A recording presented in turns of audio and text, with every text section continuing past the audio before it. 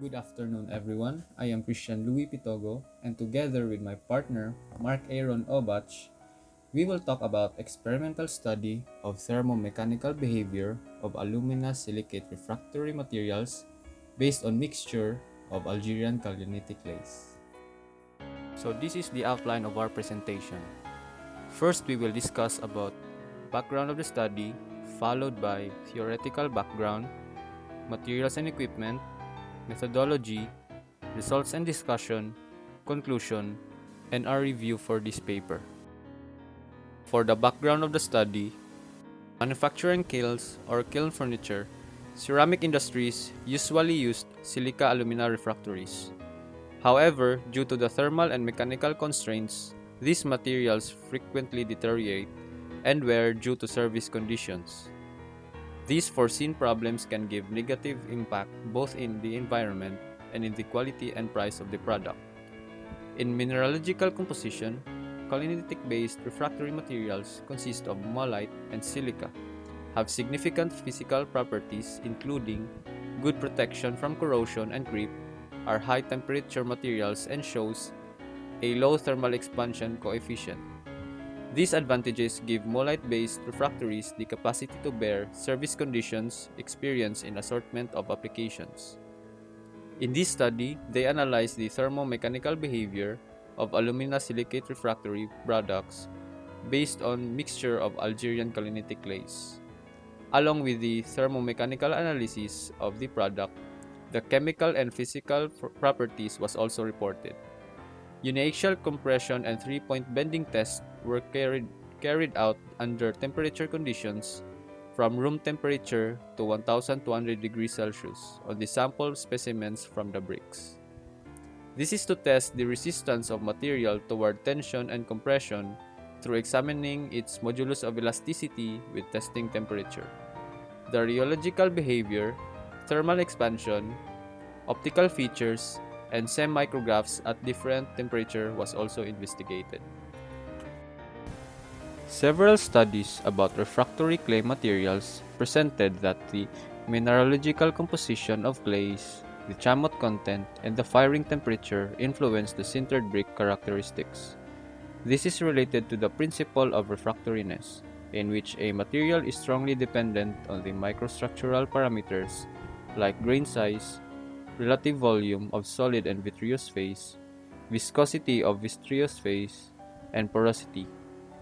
Another study showed that beginning at 1300 degrees Celsius, there is a partial transformation of cristobalite, and at 1400 degrees Celsius, it becomes totally amorphous.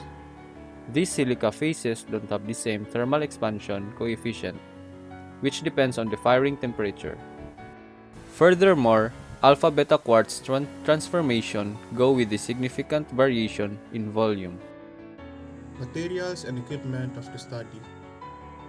In this study, the materials used are halloysite from Jebel de Bag mine, or coded as DD3, and kaolin from Tamazer.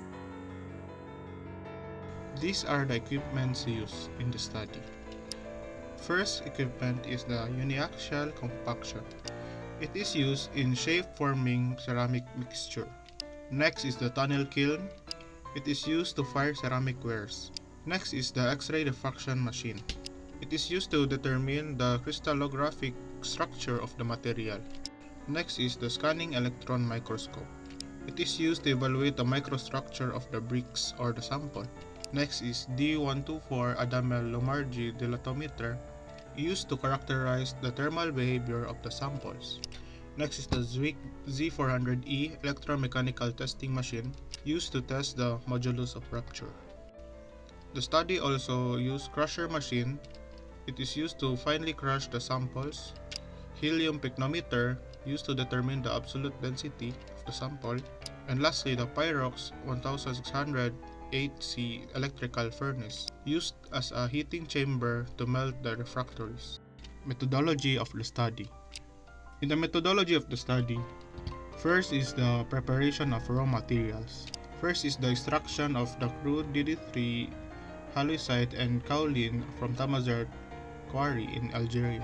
Next is the weighing and crushing of raw materials, then sieving the raw materials up to 1 mm and mixing of DD3 and KT, then producing a fire glaze from DD3 fired at 1350 Celsius, and after that weighing, crushing, sieving, and weighing again of the fire clay. Next step is the preparation of samples. Mixing the DD3 and KT mixture and the chamot or the fire clay with the percent composition of 30% weight DD3, 35% weight from KT kaolin, and 30% weight of the chamot or the fire clay. And the samples were moist by adding 8% water by weight and aged for 24 hours. After the aging process, it was shaped by an uniaxial compaction in a 100-ton friction press under 35 MPa pressure. And after being shaped, it is dried at 60 degrees Celsius and fired at 135 degrees Celsius in the tunnel kiln in an oxidizing environment for 33 hours. After the preparation of the sample bricks, the next method is the determining of density and porosity. Apparent density and open porosity were characterized by using Archimedes' method, and absolute density were determined using the helium pycnometer. After determining the density and porosity, next is the analyzing of mineralogical composition. The mineral composition was analyzed through X-ray diffraction. Different phases formed after firing at 1350 degrees Celsius were identified using an expert data collector software. Then the microstructure was evaluated using the scanning electron microscope. After analyzing, next is the thermal behavior. Characterized up to 1200 degrees according to the Chevenard method using the D124 Adamel-Margy dilatometer at a heating rate for 5 degrees Celsius per minute. The refractoriness was evaluated according to DIN 51730 standard. After that, the thermal shock test was conducted according to DIN 51068 standard. After the thermal shock test or the thermal behavior, thermo-mechanical test was next.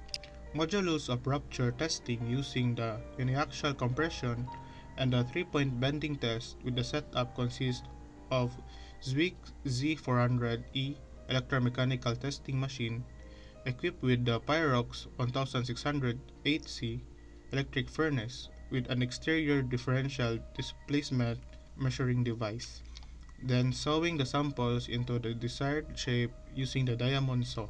For compression, specimens were ground and calibrated into the initial 40 mm. For 3-point bending test, specimens have squared cross-section of 25 mm squared, length of 160 mm, and distance from bottom support was 120 mm.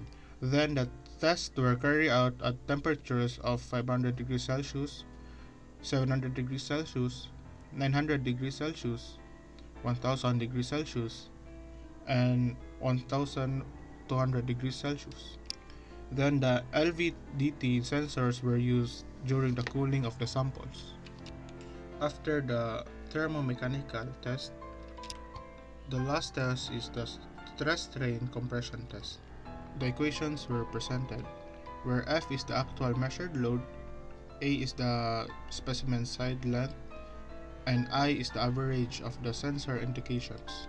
The evolution of the fracture surface versus temperature was examined using an optical and scanning electron microscopy. So let's tackle the results and discussion. Refractoriness can be evaluated by examining the evolution of the morphology of the test samples with increasing temperature under their own weight. Refractoriness in this paper defined as the temperature corresponding to the moment when a material begins to lose its shape. As shown in these figures, the sample test maintained their shape without undergoing any deformation up to 600 degrees Celsius. The main crystalline phases identified by XRD after samples were fired at 1350 degrees Celsius were mullite, quartz, cristobalite, and rutile. The SEM micrograph of Figure 5 clearly shows the mullite phase identified by its needle-like shape.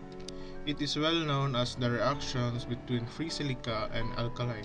In particular, the potassium oxide that is present in the excess in the tamazert kaolin led to the formation of vitreous phase that governs the thermomechanical behavior of the materials. Figure 4 shows the stress-strain curves of compression tests performed on fire BSAA refractories at various temperatures. The curves exhibit the bell-shaped forms found in quasi-brittle materials. Materials undergo a maximum stress resistance during testing, and then lose those stresses due to high-temperature material softening during heating. After the peak at 700 degrees Celsius, there follows a series of resistance losses. The strain reached when the stress is at its peak reflects a material's capacity to deform before collapsing, which corresponds to something like ductility. Figure 5 shows the maximum stress at each testing temperature, which is the average of 3 tests at each temperature. The maximal stress rises with rising temperature until it reaches a maximum at 900 degrees Celsius, then decreases as temperature rises. Figure 6 shows the temperature-dependent evolutions of the material's elasticity modulus and strain values obtained at peak stress. The stress-strain curve was used to compute the modulus of elasticity, or Young's modulus, by measuring the slope of the linear part of the curve from 10% to 30% of the maximum stress. The Young's modulus values in Figure 6 are low compared to those of pure dense ceramics, which can be explained by the presence of porosity and the multi-phase composition of other phases present in the samples. Figure 7 illustrates the results of the 3-point bend test performed at various temperatures, which were similar to results for compression tests, particularly with regard to the change of behavior between 700 and 900 degrees Celsius, characterized by an increase of this strain before failure occurs. As we are interested in studying the occurrence of damage in the material, the researchers focused on materials changes in samples that could explain observed physical property changes in the desired temperature ranges. Bending test specimens were cut from commercial processed bricks using a diamond saw, a process that might generate surface microcracks in the material. Figure 8 represents the variation of the maximum load with the testing temperature superimposed with the evolution of compressive strength versus temperature. The general trend of the two curves is similar, with maximum of both strengths at 900 degrees Celsius. This behavior indicates that mechanism driving the coalescence of microcracks to form macrocracks are similar, and are of the same nature in tension and in compression. From this study, researchers were able to draw the conclusions that the material's chemical behavior evolved from quasi-brittle, that is damageable at room temperature, to viscoplastic at 900 degrees Celsius to 1000 degrees Celsius. The trend of the material's resistance versus the temperature is similar to the tensile resistance. The maximal stress increases as the temperature increases up to 900 degrees Celsius. Higher than the stress starts to decrease. The fracture surface of the materials were revealed to be highly heterogeneous microstructures. The allotropic transformation of silica-induced interfacial cracks lead to decrease in some mechanical properties. This affects the weakening of Young's modulus values at low temperatures. The thermal expansion coefficient of the material shows a slight and regular variation at temperatures of 300 degrees Celsius and 1100 degrees Celsius, which helps provide in good thermal shock resistance. For our review, several studies were used in this research to support the experimental techniques and to emphasize the relevance of the tests that were performed. One of them is determining the material's refractoriness, in which they assess the mineralogical composition and evolution of the material's morphology as temperatures rise. According to the previous research indicated in the study, the concept of refractoriness was important to achieve since it may explain the connection of the material to its microstructure characteristics. As mentioned, the material is highly dependent on its grain size, shape, relative volume of solid, and vitreous phase. Vitreous phase viscosity and porosity. The formulation used in this research was also based on a previous study that reported the optimization of the thermal parameters of comparable samples. The use of this previous study simplified the procedure while also making it more reliable because the formulation was based on a published study. The stress-strain curve and equations are also given in the methodology, but the importance of these parameters to the study is not clearly described. The results and discussions were well documented since the researchers referenced many previous researches and fundamental theories to support the acquired conclusion. They used the researchers to conclude that the physical qualities of the sintered bricks are influenced by the mineral composition of the clays, the chamois content, and the firing temperature when addressing the mineral's physical properties. Although the majority of the results in this study are provided with visuals such as micrographs or plotted graphs and are accompanied by well-written discussions, assumptions were still made in some parts of the study. Some of these assumptions include the sample bricks presumed resemblance to commercial alumina-silicate refractory bricks with alpha values ranging from 4.5 to 8.5 times 10 to the negative 6 Celsius. In these studies comparison of the Young's modulus result to the result of Cauley, it was also considered that the difference may be due to an overestimation of the specimen height variation due to specimen residual parallelism defects. There was no act of ludicrousness performed or reference in the research. We also recommend the schematic diagram of the experimental methods. The schematic diagram explains the methodological concept to the audience. The sample preparation also referenced processing techniques and equipments, but no specification were given. In addition, we would recommend mentioning all the equipments used in the experiment, including the model type, manufacturer, and the calibration.